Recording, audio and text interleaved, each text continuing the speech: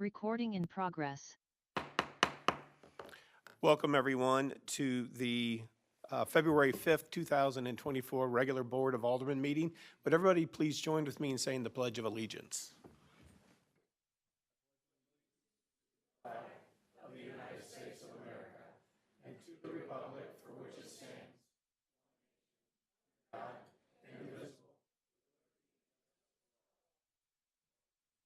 Roll call, please. Alderman Plufka. Here. Alderwoman Tice. Here. Alderman Waggy, absent. Alderwoman Sims. Here. Alderman Lockmiller. Here. Alderman Gould. Here. Alderwoman Harder. Here. Alderman Erger. Here. 7 of 8 members are present. Great, thank you. Next up is approval of the agenda. Are there any modifications to the agenda? Any objection to approving the same by acclamation? Seeing no objection, will be so approved. Thank you. We'll move down to announcements, appointments, and proclamations and recognitions. First up, our police department.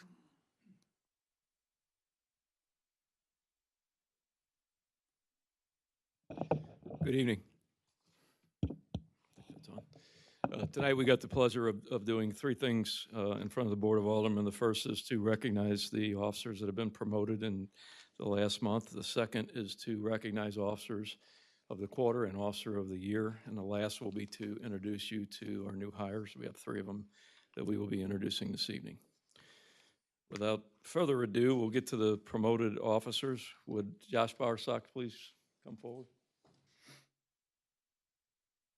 Josh Bowersox was born and raised in Bourbon, Missouri. In 2001, Josh moved to the St. Louis area where he attended Webster University.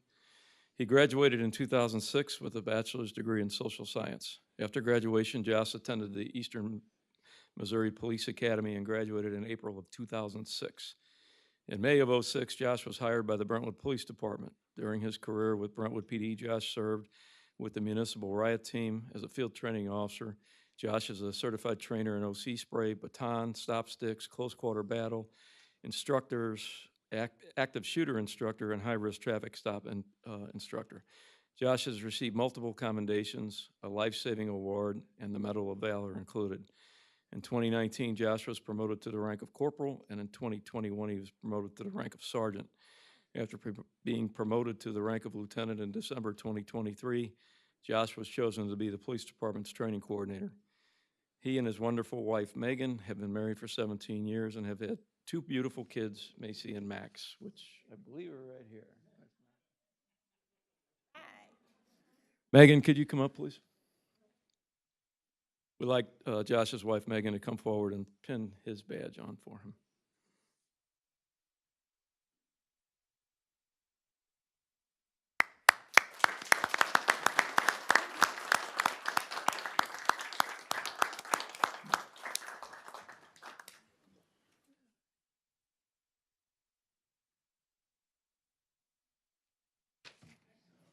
Yes, ma'am.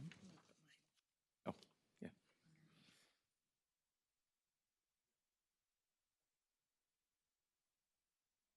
Next, can we have Joe Sullivan come up, please?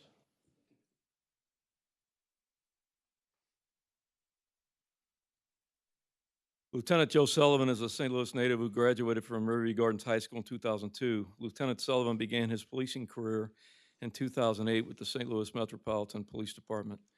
Joe was promoted to corporal in 2018, followed by being promoted to sergeant in 2020. During his time as sergeant, Joe was appointed to the positions of patrol watch commander, training coordinator, and supervisor of our detective bureau. Joe and his wife, Kelly, have been married for 13 years and have 2 beautiful daughters, Kara and Allison, and I believe they are here with us as well. Kelly, can you come up, please? Joe's wife's going to pin his badge on for him.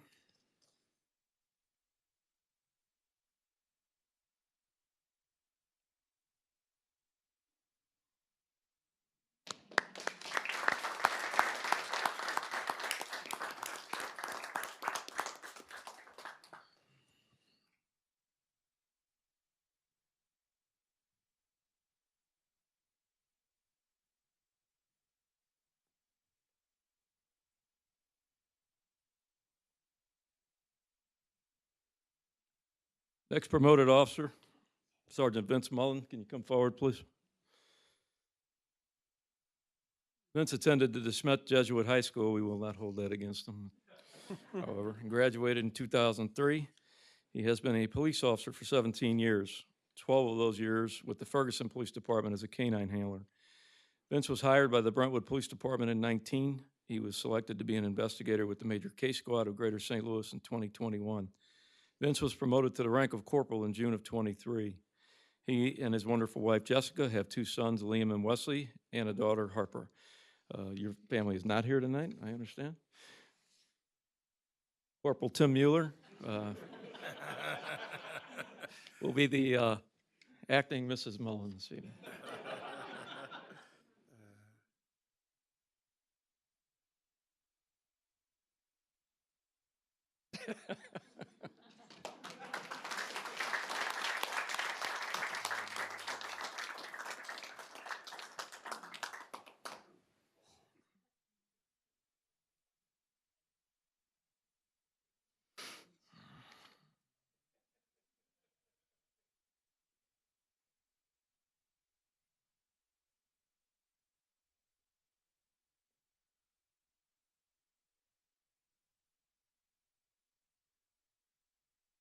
It's always a fun thing to do as a chief in any policing agency to promote people. It is a challenge, though, because we had some very good candidates for these jobs. Tim Mueller happened to be going for sergeant as well. He was also a great candidate. So the next candidate that I'd like to mention is Seth Mundorf. He's been with our department about 6 years now. When I got here 6 years ago, he was here, but brand new. And during the last 6 years, we've watched Seth grow from a complete rookie to a very seasoned and experienced policeman. So it's a pleasure tonight to promote him to the rank of corporal. Corporal Seth Mundorf was born on October 25th, 1993 in Kansas City, Kansas. Yes, getting old. Seth's father, who's in the audience behind us, was in the military, and the family moved around a lot as a child. They later settled in St. Louis area. Seth graduated from Westminster Christian Academy High School in 2012. He then attended Dordt University in Sioux Center, Iowa. Did I say that right? Okay. Where he played college hockey. Seth graduated college in 2016 with a bachelor's degree in criminal justice and communications. In January of 17, he entered the Eastern Missouri Police Academy. After graduation from the academy, Seth was hired by the Brentwood Police Department in September of 2017. Seth and his amazing wife, Claire, have been married since November of 2021. Claire, can you come up, please?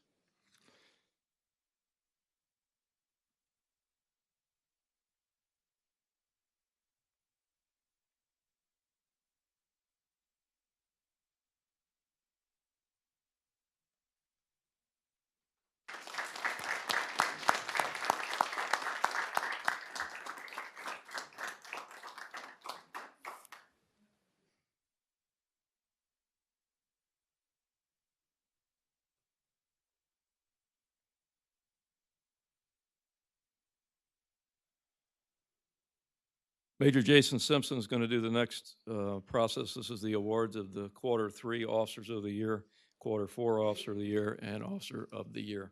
Jason. Thank you very much. Tonight we're going to be recognizing our Officer of the Quarter for the third quarter. So if I could have Officer Phil Meyer and Officer Chris Chambers come up here, please.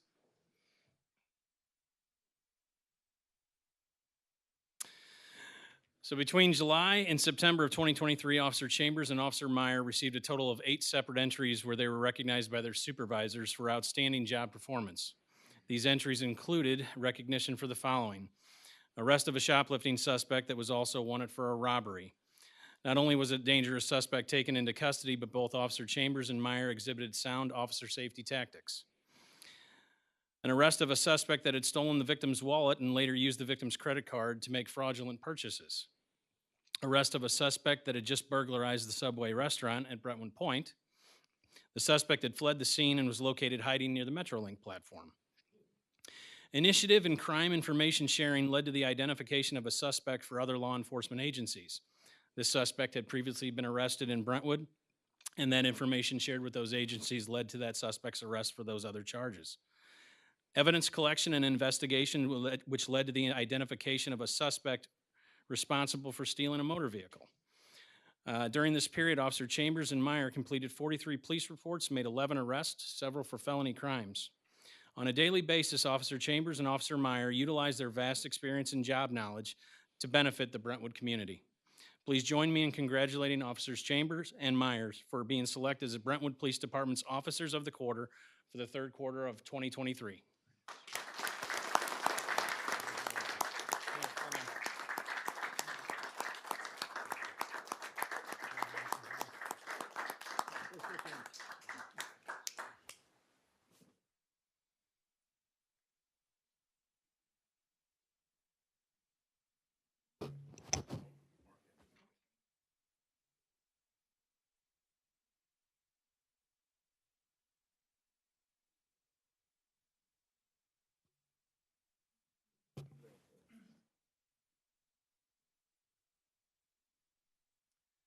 The next award I'd like to present is for Officer Jamie Clark. Jamie, come up, please.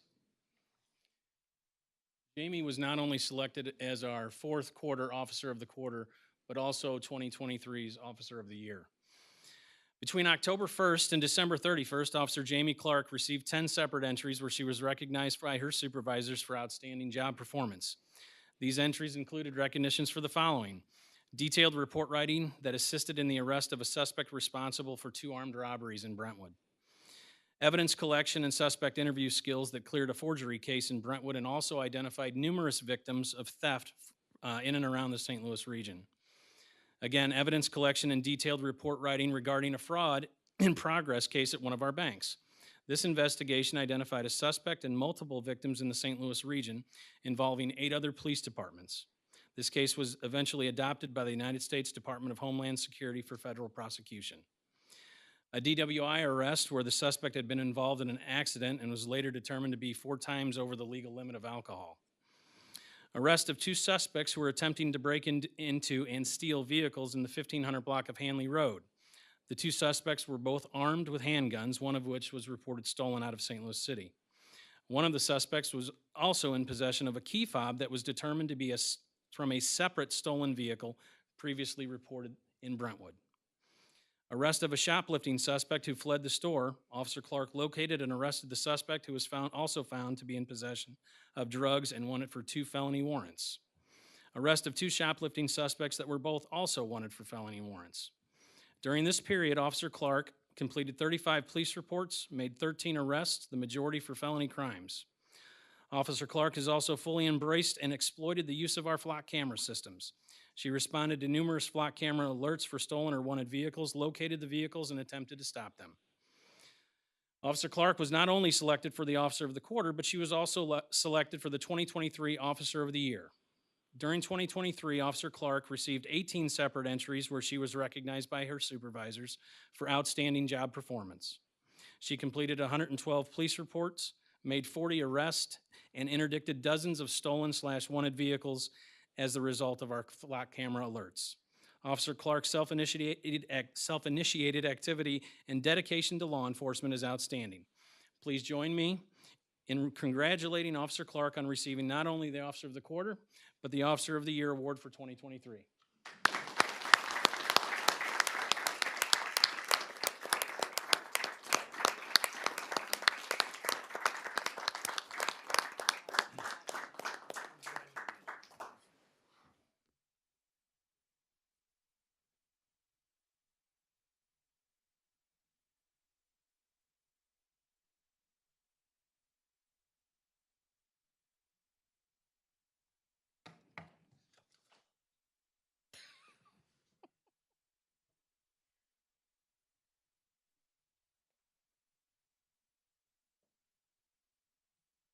Good evening. I have the pleasure of introducing 3 of our newest Brentwood police officers to you this evening. Would Officer Richard Pettit please come forward?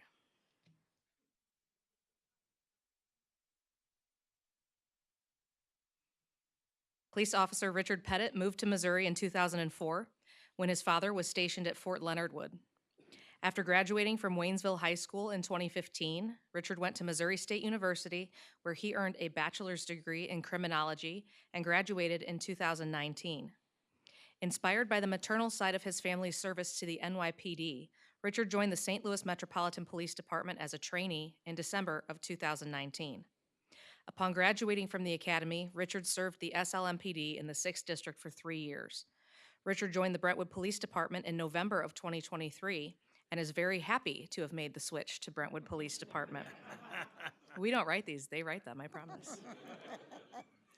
In his spare time, Richard enjoys spending time with family and friends, watching the Blues, cooking, and taking his rescue dog Beans on long walks. Before I formally ask that you welcome him, Alderwoman Harder has a comment. I ended up getting a text from one of my parents that I teach school, and she is a manager of DSW, and she was extremely, she asked if I was coming tonight, and she's so pleased with you and how you've just welcomed them and helped them out, and she just went on and on, so I just want to say thank you, you know. Please join me in welcoming Officer Richard Pettit.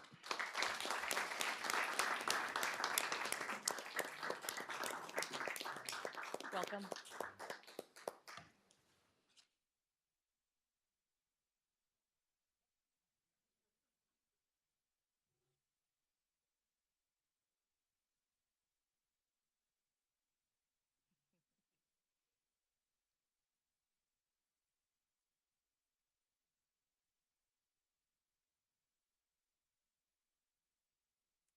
I would like to now introduce one of our shortest officers, Officer Peyton Barron. Please come up. I'm sure he's never gotten that joke before. Officer Peyton Barron was born and raised in St. Louis, Missouri. He graduated from Parkway South High School in 2005, and no one will hold that against him.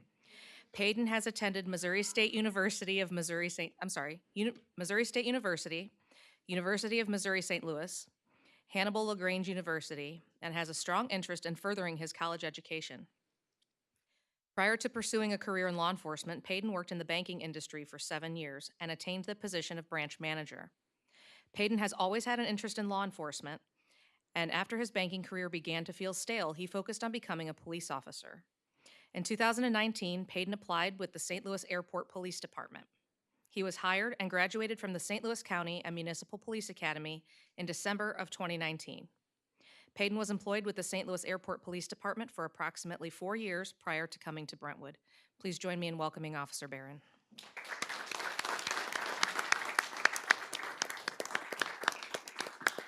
Totally teasing about Parkway.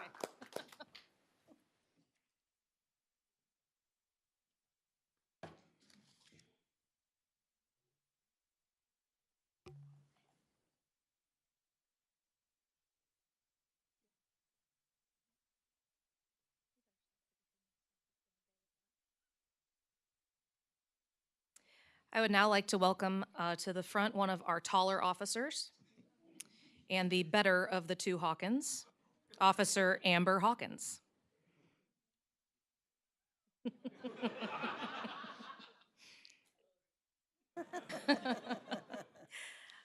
Officer Amber Hawkins is an accomplished policewoman with 8 years of experience in law enforcement.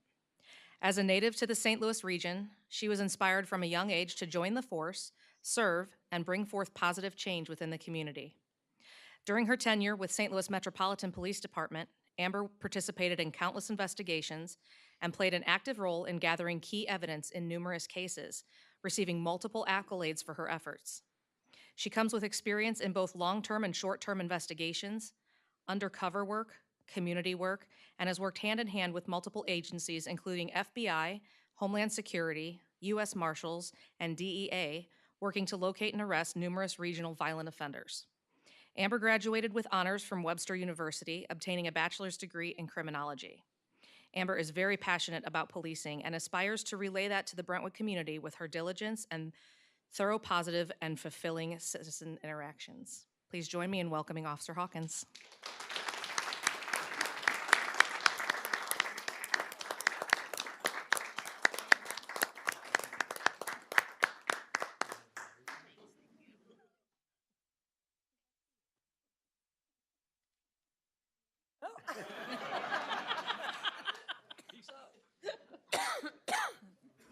Thank you, everyone.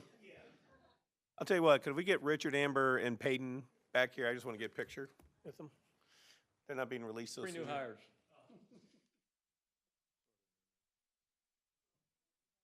Would you like them?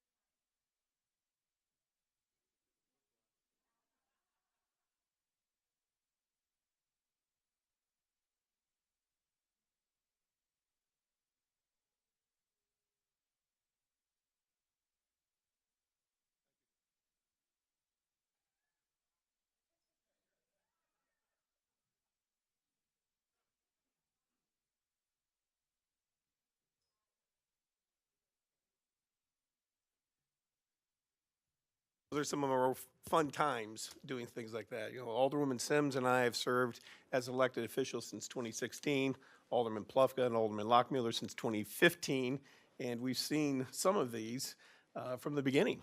So it's almost like proud parent time. We get to see them move up through the ranks. So thank you, Chief, for sharing that with us. Next up on the agenda is we have another, we have an appointment, and that is to the Library Board of Trustees. And first of all, Cindy Bechtel is retiring from the board after many, many years of service. And so we have interest from Mary Stevens, who wants to serve on the board. And, yep, Mary, hello. And so I'm asking that for a motion to approve Mary to serve on the Library Board of Trustees. So moved. Second. Any discussion? All in favor? Aye. Any opposed? Motion carries. Thank you. Mary, you're on. Thank you for your willingness to serve. And finally, the last item under announcements, appointments, proclamations, recognitions is a presentation by the Brentwood Public Library. I think, Ed, are you speaking on this? Jenna, both of you, or? Okay, all right. So Ed, if you would, just introduce yourself. Streets of Brentwood should be safe any minute now. I think. Right. I'm Ed Wright Jr., and I have the honor, the pleasure of serving as president of the Board of Trustees for the Brentwood Public Library. With me tonight is Jenna Gibbons, our director, the best thing to come out of Maplewood, and another board member, Mary, Laura McAllister, and then Brian McAllister, who has done so much work for the city of Brentwood and now is doing some things for the library board, graphic artwork, our logo. He did things a lot for the Centennial and for the Evans Monument and everything. So we're glad to have Brian on board with us. I've been to ward meetings or meetings in 2 of the wards, and we'll be coming to the other ones soon, and the PTOs and other groups. And I'm going to start with a quote that I have used before from Laura Shapiro, who's a historian and a librarian. Great libraries have always looked to both the future and the past. I'm going to point 3 directions during my brief remarks. Down there is where the library is, and that's where the library has been for 70, 80 plus years. Many of us in this room remember going to the library for story hour way back in the 50s, back then. And we have been there, and we have served the community with all kinds of events, resources, and activities for many years. I'm going to point down the street there about 2 blocks. And there's a building there that we have put a contingent contract on to be the new home of the Brentwood Library. And we're very excited about it. It is the future, and Jenna will tell you more about why we're moving there and everything. But We have we are very excited. We've been thinking about this for many years, many years. We've had surveys of our patrons. We have, we've looked for property in Brentwood or ways to expand where we are now. And anybody who has lived in Brentwood for, 30 minutes knows that finding property in Brentwood of the right size and accessibility and everything is very difficult. We've also, of course, as you know, thought about expanding in some way downstairs, and it just was not in the plans, would not work. We've talked about property next door, and there are two things that prevent that. One is post office has a lease that's pretty much in their power. And the other thing is there's this pipe underneath the parking lot that we really have to protect the integrity of. So we're very excited that we have found a place, and we're going to be going on the ballot April 2nd, asking for a tax levy increase. And Jenna will tell you more about that. But you're probably wondering, what's that third point? Where am I pointing now? I'm going to point upstairs to the third floor. Some of you have been up there. I don't know how many of you have been up there, but that's where the Brentwood Historical Society has a lot of items. And we are partnering in a way with the Brentwood Historical Society that we will have rotating displays in the new library facility. We're talking about presentations in the new meeting rooms, things like that. So this is what I call being a part of the Brentwood Renaissance. Whether it's improving the corridor along Manchester, or improving or building new schools, every one of the schools, or adding new parks and a beautiful new Brentwood Park. Brentwood Library wants to be part of that renaissance. And now I'm going to call on Jenna, and she's got a short PowerPoint and can make some PowerPoints to you. For letting us speak tonight. And I'm going to try to open this. Might take me a second, so bear with me.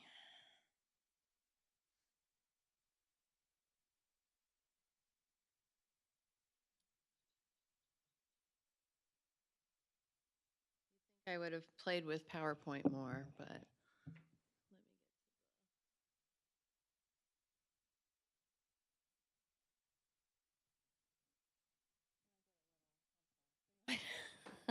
I think I'm also nervous too, so I like don't know what I'm looking at.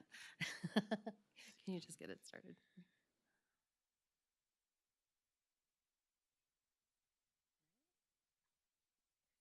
Oh, thank you. All right, awesome. Thank you so much. I appreciate that. So yeah, thanks for having us tonight. This is the library in the past and the library in the present. We have been here serving Brentwood for 85 years, and you can see on the top picture, that's where the library started in 1938, and where we currently are, as you know. The library just passed a mission statement that's going to guide us for the next, hopefully, 85 years, and I'll read it to you. The mission of the Brentwood Public Library is to provide a place for the community to connect, learn, and grow, to encourage enjoyment of reading and lifelong learning, to ensure free and open access and expression, and to promote knowledge, history, and culture. So this is a picture that shows you activities that happen in our library all the time. We host many programs for children, for adults, and everyone in between. And as you can see, it is slightly crowded in our children's room, and so that is one of the reasons why we are looking for a new space.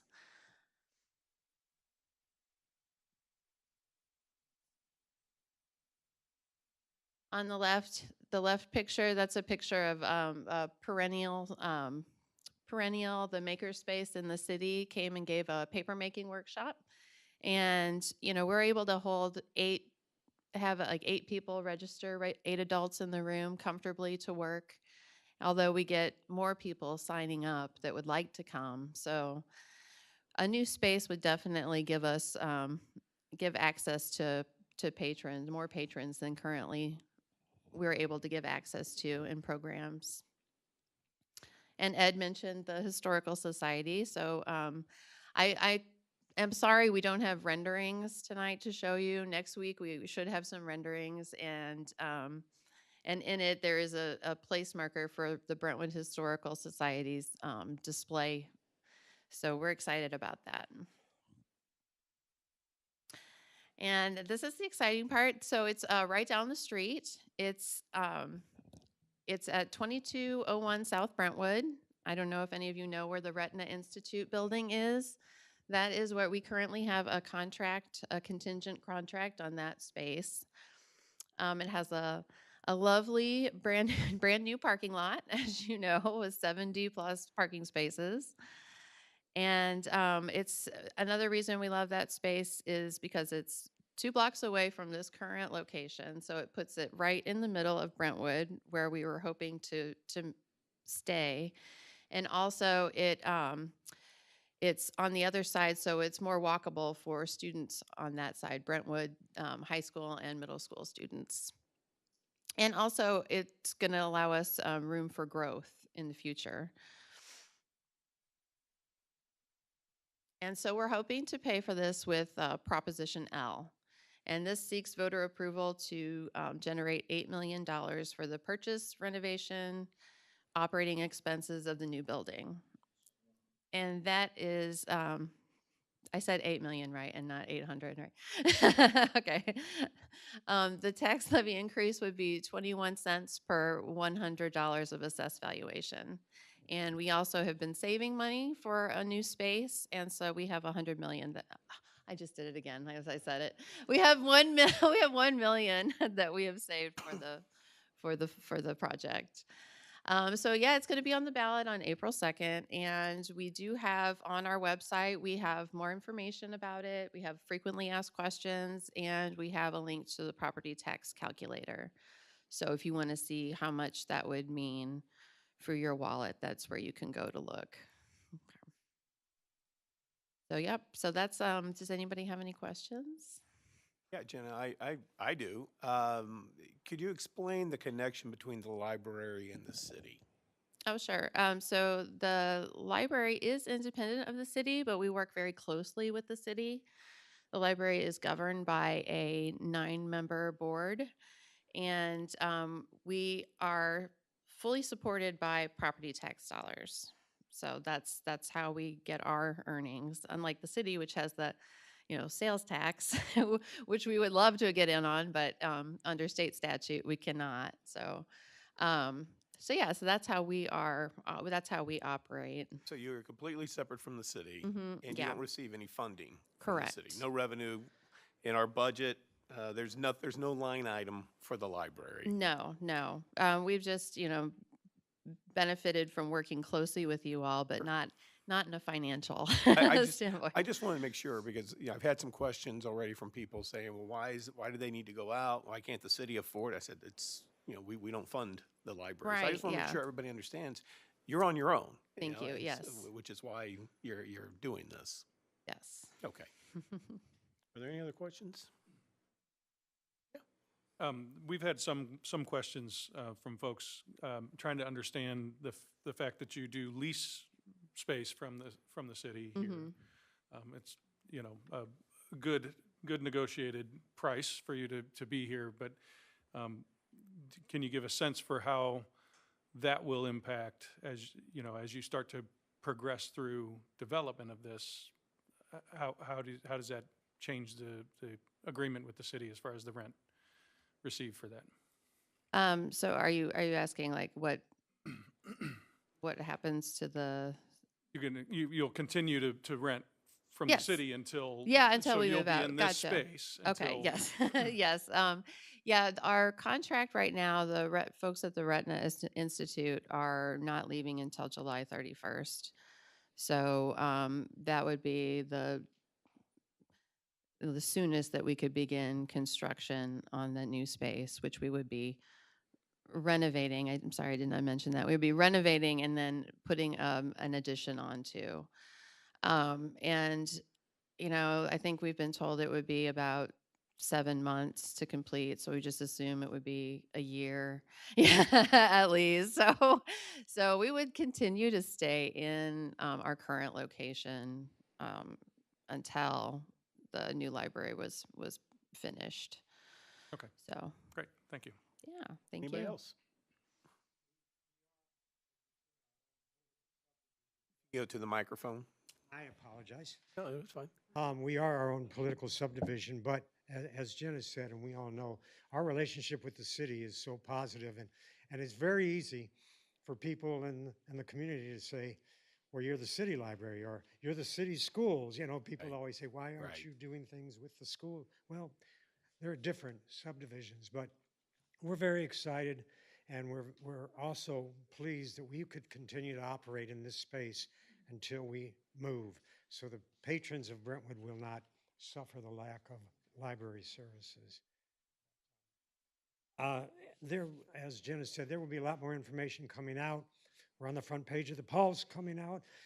We have pamphlets and other information. We have bookmarks, and those QR code should be very helpful to people to find out. I think I calculated ours today, or the average house was going to be about one Carl's milkshake a month is what what it would cost you. I think that's a good measure in Brentwood.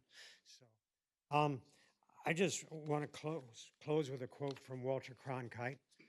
We all used to trust him, right? He said that whatever the cost of our libraries, the price is cheap compared to that of an ignorant nation. We think as libraries, we are serving such an important function, especially in today's society, and we're very glad to be updating and to be moving forward. So we appreciate the opportunity tonight. Thank you, Jenna. Ed, thank you very much. Do you want me to move this? Brings us down to citizen comments. This time of the meeting, anybody have anything to say to the board? Now is the time to do so. All we ask is that you just go to the podium, give us your name and your address, and you will be given up to 3 minutes.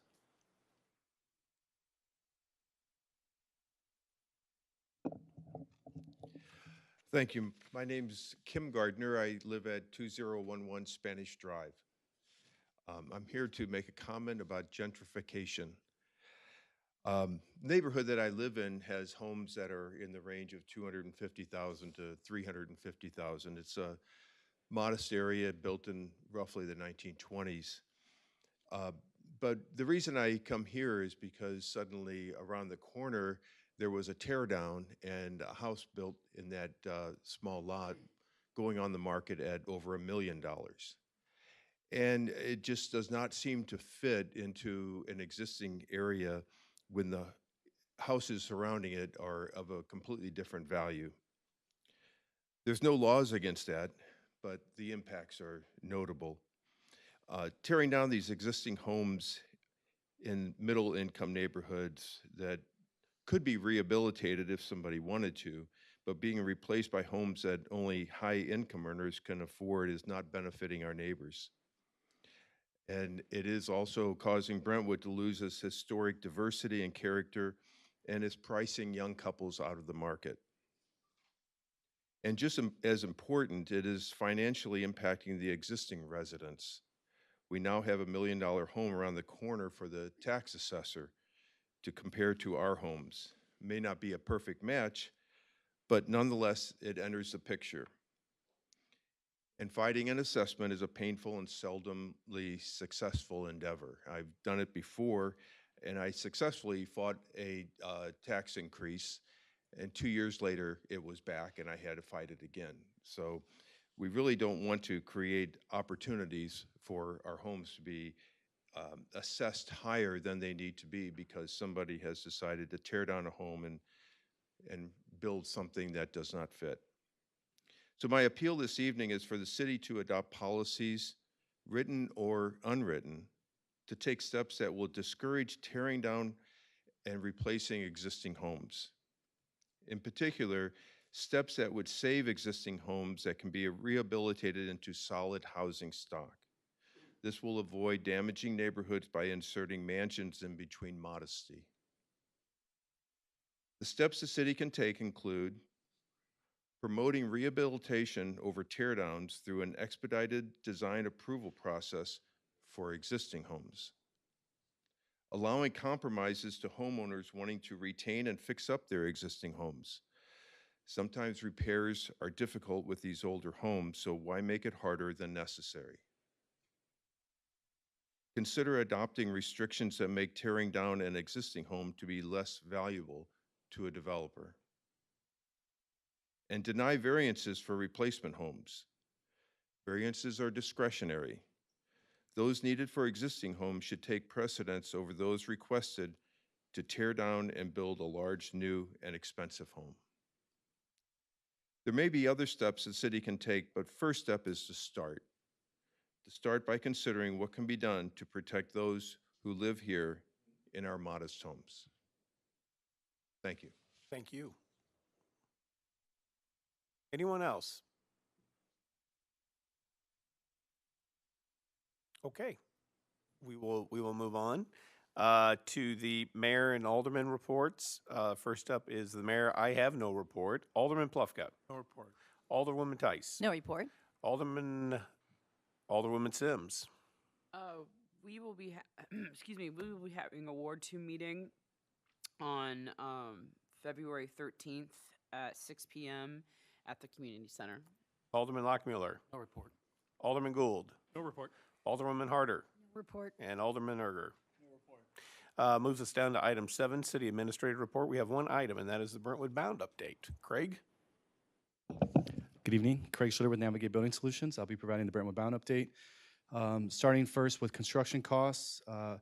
Total spend since the last Board of Aldermen meeting was $216,125. Next on the soft costs, $17,401.66 was spent on legal fees and IT and AV equipment.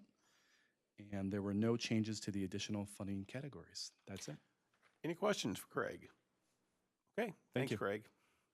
Brings us down to the consent agenda. We have 5 items. Are there any questions or requests to remove any of the items from the consent agenda? If not, the chair would entertain a motion to approve the consent agenda. So moved. Second. Any discussion on that? Roll call, please. Alderman Plufka? Yes. Alderwoman Tice? Yes. Alderwoman Sims? Yes. Alderman Lockmiller? Alderman Gould? Yes. Alderwoman Harder? Yes. Alderman Erger? Yes. Motion carries. Vote of 7-0. Okay, thank you. That brings us down to old business. We have one item, and that's bill number 6471. And I think we're ready for a second read. Is that right, Mr. City Attorney? Okay. Motion for second read? Or no, you're just doing the second read. Right. Yeah. Bill number 6471, second reading and consideration for adoption. An ordinance to amend chapters 400 and 500 of the Brentwood City Code relating to stormwater regulations and standards. Thank you. Whitney, are you handling this for us? All right. Good evening, Whitney Kelly on behalf of the city of Brentwood.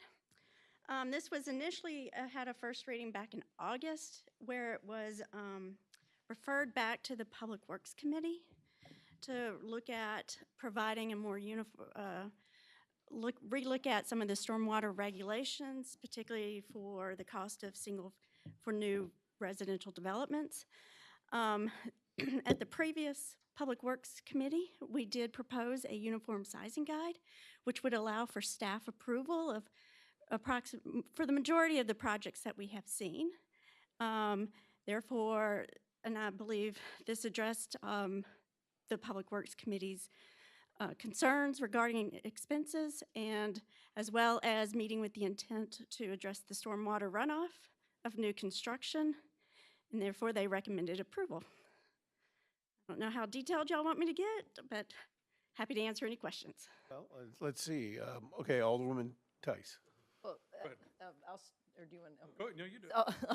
Alderman Wegge's not here, and he chairs the committee. So, this committee, to say that this committee spent a long time on this would be an understatement. We talked about this at every meeting from August until the last meeting, and there were concerns with the committee that we needed to have something tough enough so that we didn't burden water runoff onto neighbors, but yet we didn't want something so onerous that putting a small patio on a home would require extensive engineering drawings and expense that would then prohibit residents from adding on to their homes even at small amounts. So this, when they came up with this at the last meeting, it was just like this bingo, wow, they did it. So they're basically rules about how much you add on, and when you add a certain amount on, then there certain water runoff things that you have to follow. You don't have to do complicated engineering drawings unless you do something over 2,000 square feet. So you could even do a significant add-on to a house, and there are rules about what you need to do to deal with water runoff, but you don't have to do that expensive engineering work. So it just seemed like a really brilliant solution that took a long time to get to, but it was, we kind of couldn't believe it at the last Public Works meeting that we actually got to something that we all agreed on. Thank you. Alderman Gould? Yeah, I mean, you took the words out of my mouth on that. I will say also that we were very concerned. That was the one hangup we had, because there was a lot of other really good legislation in this bill. So we're happy that it was able. I guess I would say thank you for allowing this to go back down to Public Works so we could beat it up and get it right. And then we really do feel this is the right move for this ordinance for all factors. Alderman Plufka? I was, if it's appropriate, I was going to make a motion. Yeah, please do. Make a motion to perfect Bill 6471 into ordinance form. Second. Okay, any discussion? And I will simply say before I take the vote on this is, first of all, thank you to the Public Works Committee for putting all that time in. Yeah, there are some municipalities that do not have committees. You know, they deal with these things before their Board of Aldermen meeting or their council meetings. Work sessions, I think is what they call them. They start maybe an hour beforehand. And you know, I've had some people say, do we really need committees? Can't we do what these other cities do? And I said, you're crazy. You know, when you look at how much time and effort went into this, how much time and effort goes into the budget that's done by our Ways and Means Committee. I'm not trying to leave out the Public Safety Committee, because you all do a tremendous amount of work as well. But no, I mean, the committees are very important, and it's not just going through the process. You really do the heavy lifting and get it to the point where the board can then vote on it. So thank you so much for being so conscientious toward that. Yeah. I would also just like to thank staff for all the time they put in. I know, Whitney, your department did a lot of work on this, so it'd be remiss to not mention them as well. Okay. Any other discussion? Okay, roll call, please. Alderman Plufka? Yes. Alderwoman Tice? Yes. Alderwoman Sims? Yes. Alderman Lockmiller? Alderman Gould? Yes. Alderwoman Harder? Yes. Alderman Erger? Motion carries by a vote of 7-0. Bill 6471 will become ordinance 5113. Thank you. That's it for old business. New business, we have none. Gets us down to citizen comments. Anybody in the public care to address the board? Now is the time to do so. You'll be given up to 3 minutes. No one's got their hand raised online. All right. Seeing there's no further business, this meeting is adjourned.